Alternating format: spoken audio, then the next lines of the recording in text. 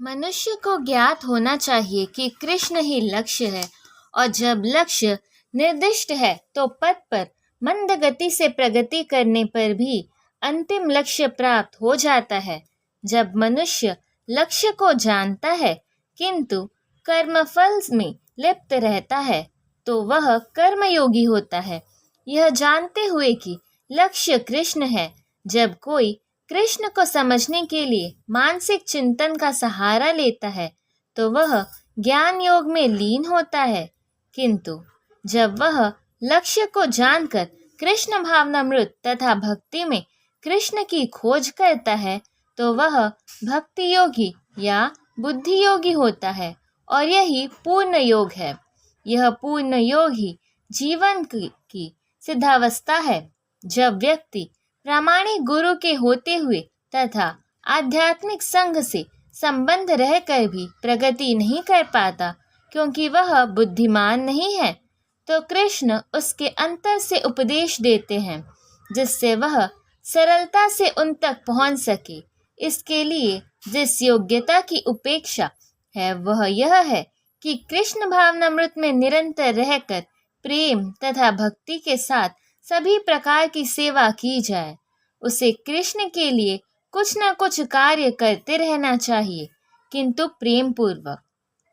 यदि भक्त इतना बुद्धिमान नहीं है कि आत्म साक्षात्कार के पथ पर प्रगति कर सके, किंतु यदि वह एकनिष्ठ रहकर भक्ति कार्यों में रत रहता है तो भगवान उससे अवसर देते हैं कि वह उन्नति करके अंत में उनके पास पहुंच जाए।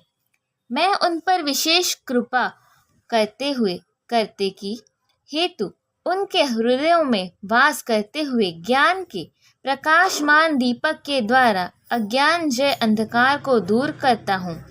तात्पर्य: जब भगवान चैतन्य बनारस में हरे कृष्ण महामंत्र के कीर्तन का प्रवचन करते रहते हैं तो हजारों लोग उनका अनुसरण कर रहे थे।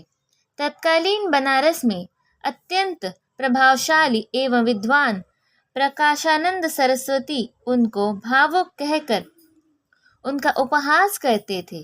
कभी कभी भक्तों की आलोचना दार्शनिक यह सोचकर करते हैं कि भक्तगण अंधकार में है और दार्शनिक दृष्टि से भोले भाले भावुक है, किंतु यह तथ्य नहीं है।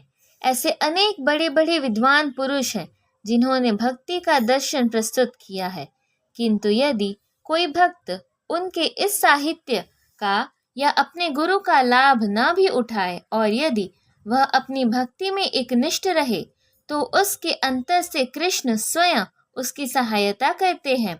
अतः कृष्ण भावनामृत में रत एकनिष्ठ भक्त ज्ञान रहित नहीं हो सकता। इसके लिए इतनी ही योग्यता चाहिए कि वह पूर्ण कृष्ण भावनामृत में रहकर भक्ति संपन्न करता रहे। आधुनिक दार्शनिकों का विचार है कि बिना विवेक के शुद्ध ज्ञान प्राप्त नहीं किया जा सकता। उनके लिए भगवान का उत्तर है, जो लोग शुद्ध भक्ति में रत है भले ही वे पर्याप्त शिक्षित न हो तथा वैदिक नियमों से पूर्णतया अवगत न हो, किंतु भगवान उनकी सहायता करते ही हैं, जैसा कि इस श्लोक में बताया गया है। भगवान अर्जुन को बताते हैं कि मात्र चिंतन से परम सत्य भगवान की समझ पाना असंभव है, क्योंकि भगवान इतने महान हैं कि कोरे मानसिक प्रयास से उन्हें न तो जाना जा सकता है न ही प्राप्त किया जा सकता है। भले ही कोई लाखों वर्षों तक चिंतन करता रहे, किंतु यदि भक्ति नहीं करता, यदि वह परम सत्य का प्रेमी नहीं है, तो उसे कभी भी कृष्ण या परम सत्य समझ नहीं आएंगे। परम सत्य कृष्ण केवल भक्ति से प्रसन्न होते हैं और अपनी अचिंत्य शक्ति से वे शुद्ध भक्त के हृदय में स्वयं प्रकट हो सकते हैं। शुद्ध भक्त के हृदय में तो कृष्ण निरंतर रहते हैं और कृष्ण ही उपस्थिति सूर्य के समान है, जिसके द्वारा अज्ञान का अंधकार तुरंत दूर हो जाता है।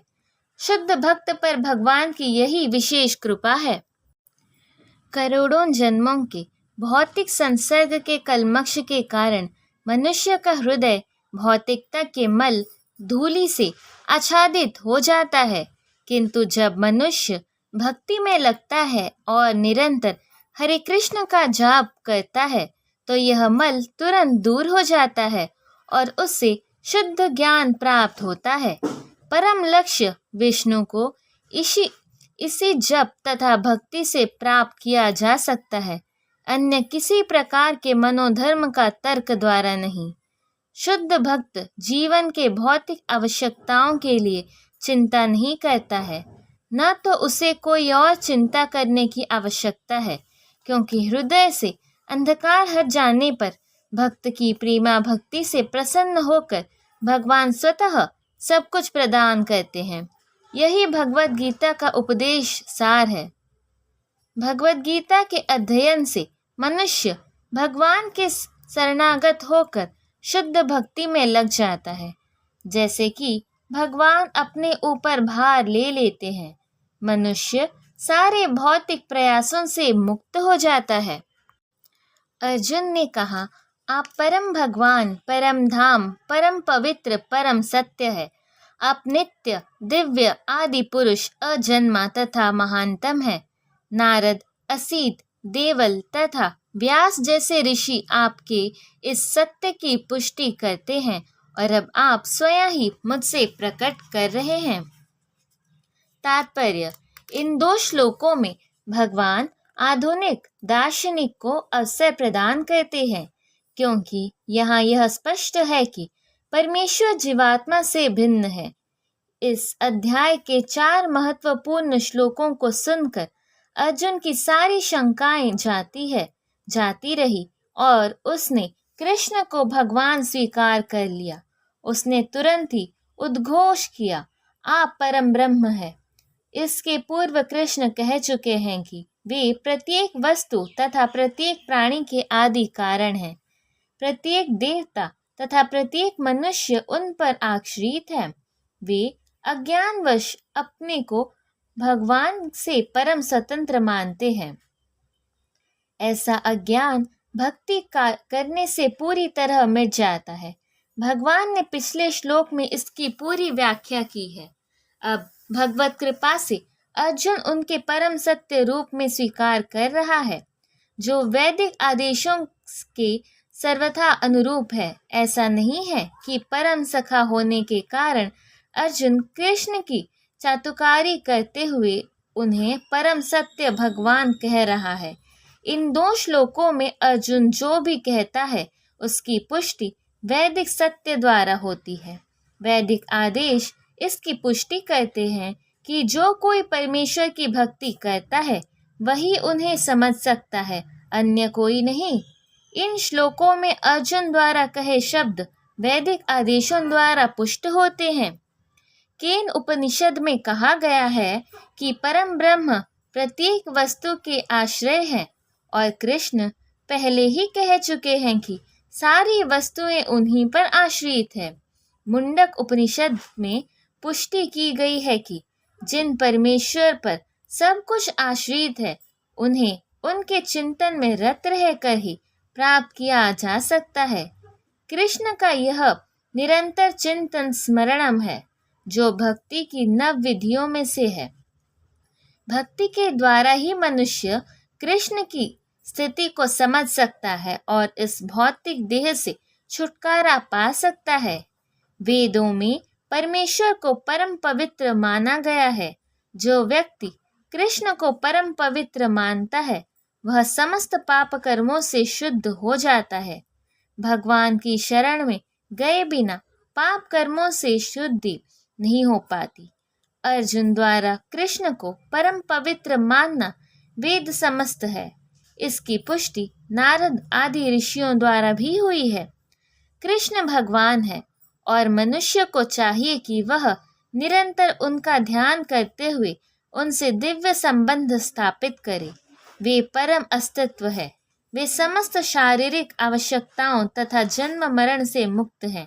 इसकी पुष्टि अर्जुन ही नहीं अपितु सारे वेद पुराण तथा इतिहास ग्रंथ करते हैं। सारे वैदिक साहित्य में कृष्ण का ऐसा वर्णन मिलता है और भगवान स्वयं भी चौथे अध्याय में कहते हैं, यद्यपि मैं अजन्मा हूँ, किंतु धर्म की स्थापना के लिए इस पृथ्वी पर प्रकट होता हूँ। वे परम पुरुष हैं, उनका कोई कारण नहीं है, क्योंकि वे समस्त कारणों के कारण हैं और सब कुछ उन्हीं से उद्भूत है। ऐसा पूर्ण ज्ञान केवल भगवत कृपा से प्राप्त होता है।